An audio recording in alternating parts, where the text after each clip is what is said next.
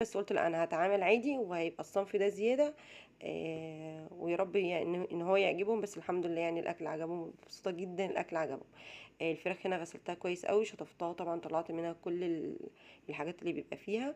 وبعدين بقى محلول بقى النقع اللي بقى نقع فيه الفراخ او اي طيور عموما. سكر وملح ودقيق وليمون. عشان خاطر طبعا الزفارة والكلام ده كله. ومحدش يغسل يا جماعة الفراخ بمية سخنة او مية دافية. عشان بتزود من نسبة الزفارة. هنا بقى وانا بغسل الطبق على البتاع، لاني بغسل الحوض وبغسل حاجة مكان طبعا غسيل الفراخ، لقيت اللبن فور. بصوا بقى تخفيلة يعني. قلت بقى اصور لكم علشان خاطر ايه، تبقوا شايفين ما وراء الكواليس.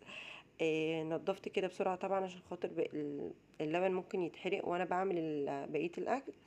وهبتدي بقى هنا اعمل الجلاش. الفيديو ده برعاية جمانة، وفي النص كده فريدة. جمانة بصراحة ربنا يا رب يخليها هي واختها، ما سابتنيش خالص اليومين بتوع العزومة، لان هما كانوا الحمد لله يومين مش يوم.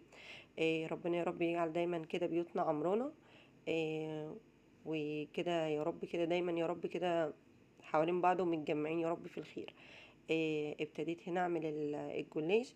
التشريبه سهله قوي. نص كوبايه زيت على سمنه او زبده او سمنه بس زي ما تحبي. ونص كوبايه من اللبن وبضايه.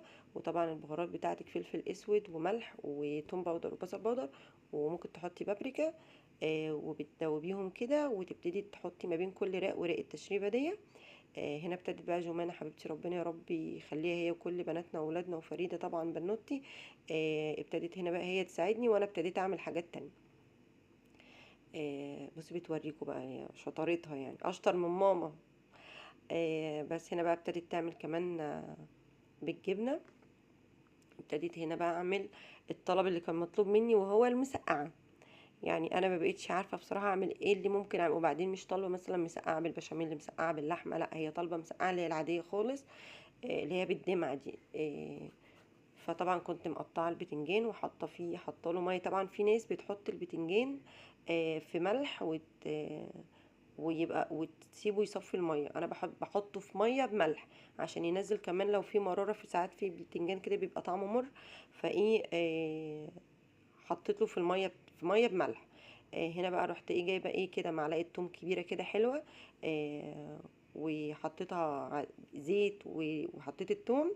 وبعدين طشيت له بمعلقتين كبار كده خل. وبعدين نزلت بيه بالصلصه. هنا كانت جوجو الحمد لله خلصت